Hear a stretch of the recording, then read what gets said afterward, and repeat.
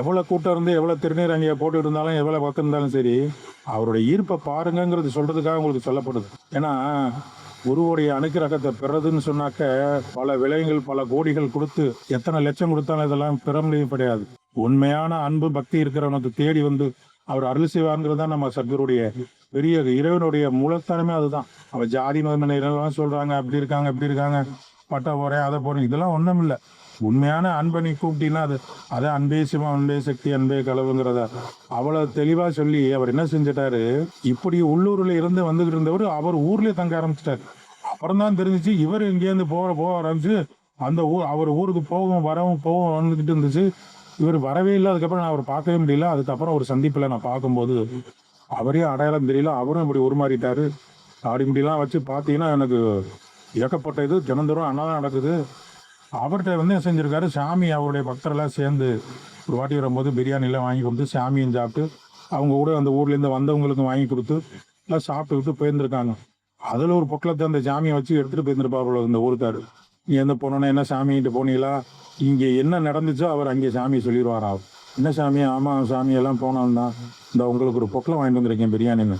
சாமி அதெல்லாம் நான் சாப்பிட்டேன், நீங்கள் சாப்பிடுங்க அப்படின்னு எவ்வளோதோ மறுப்பிக்கிற இல்லை, இங்கே சாப்பிட்டே ஆகணும் அப்படின்னு சொல்லி பார்த்தா இவங்களை பூரா நீங்கள் சொன்னீங்க, நாங்கள் இந்த ஊரே திரண்டுங்க போய் வந்துட்டு இருக்கோம், உங்களால ஆனால் நீங்கள் இப்போ வர்றதில்லை, இப்படியே பண்ணிக்கிட்டு இருக்கீங்க.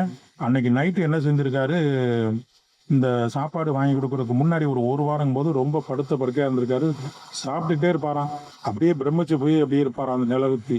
திடீர்னு அவர் என்ன செய்வாங்கன்னா அப்படியே தூக்கி கொண்டே உள்ள அங்கிட்டு உட்கார வைக்கிறது.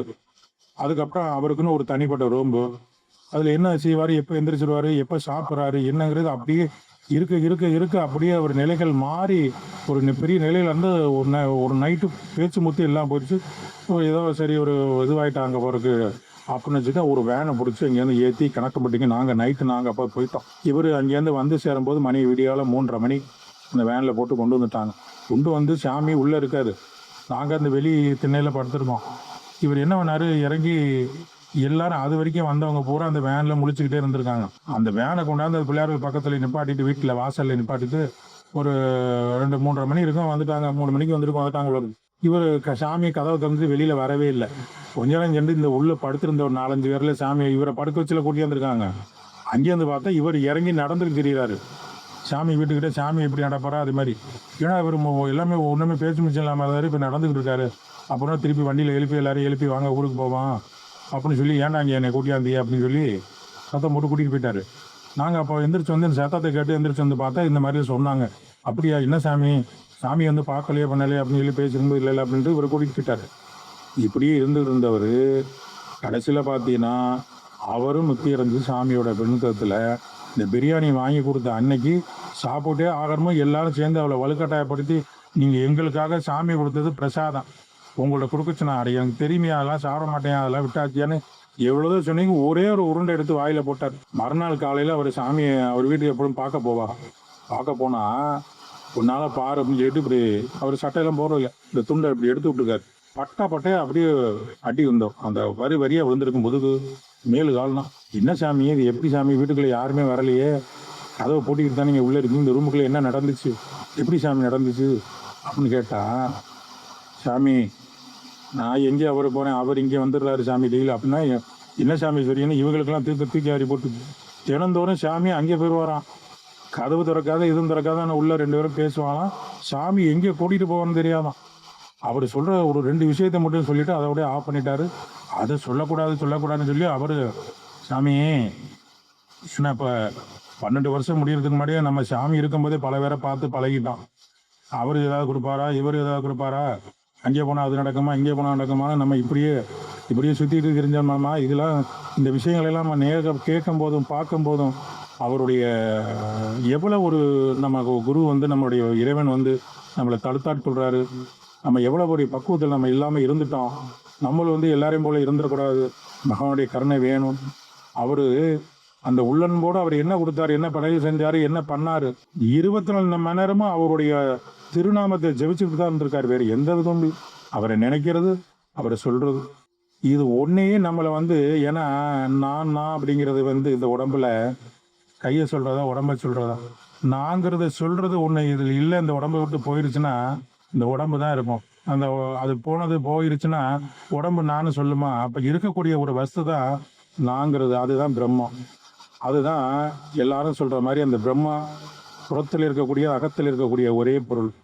அந்த எல்லாரும் நம்ம நம்ம அகம் பிரம்மாம்சி நம்ம சொல்கிறதே அதுக்குள்ளே இருக்கக்கூடிய அந்த அகம் பிரம்மாம்சி அந்த அகம் தான். அந்த பிரம்மத்தை நம்ம இருக்கும் போதே நம்ம கூட கரை சேரணும். அந்த பகவான் நம்மளோட இருக்கிறாருங்கிறது உண்மையை தெளிவு அடையணும். அந்த குருவுடைய அனுக்கிரகம் பெறதுன்னா ஒரு கடவுளே சகலத்துக்கும் அதிபதியாக இருக்கக்கூடிய சச்சிதானந்தத்தை நம்ம கிடைச்சிருக்காரு. அவர் எவ்வளோத்துக்கும் எல்லாரும் சொல்லுவார். இதில் தனிப்பட்ட முறையில் கூப்பிட்டு என்ன ஏதாவது சிந்தனை பண்ணிக்கிட்டே இருப்பியடா அப்படின்பாரு. சாமி இல்லை சாமி அப்படிங்க.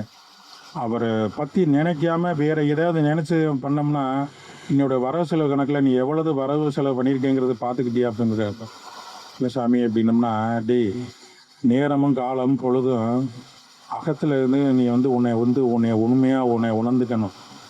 யார் சொல்லக்கூடியதுன்னா புற வரைக்கும் கடைசி வரைக்கும் வருவானா வரமாட்டாங்கிறதுலாம் இல்லாத பொழுதுல நீ உண்மையை உணர்ந்துக்கணும். நீ கரை சேர்றதுக்கு பார்க்கணும்டா அப்படிங்கிறத அழகா சொல்லி ஒவ்வொரு விஷயத்திலையும் அவர் சொல்லி கொடுப்பாரு. அவர் இந்த சாமியுடைய பாட்டில் சாமிக்கு கூட நம்ம எல்லாரும் எழுதுறாங்க. நம்ம சாமிக்கு ஒரு இந்த மனசுக்குள்ளே நினைச்சிருக்கோம்.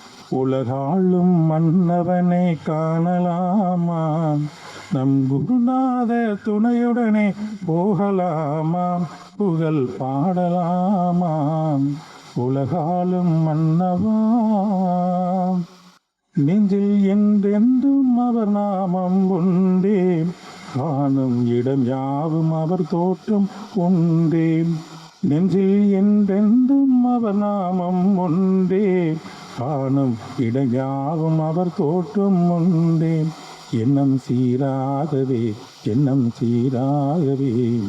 சரணங்கள் என்று சொல்லி பாடலாமா, உலகாளும் மன்னவனை காணலாமா, நம் குருநாதர் துடையுடனே போகலாமா, புகழ் பாடலாமா, உலகாளும் மன்னவா.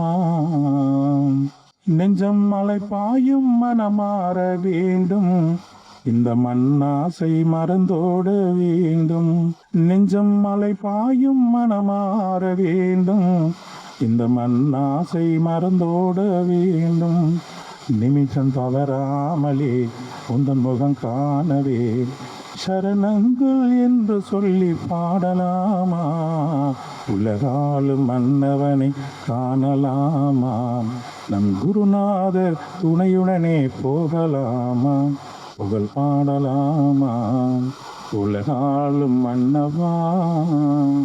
இவர் சொல்லும்போது சாமி எனக்கு வர வேண்டியதை இதுக்காண்டி முட்டிக்கிட்டே இருந்துச்சுடா அப்படின்னாரு.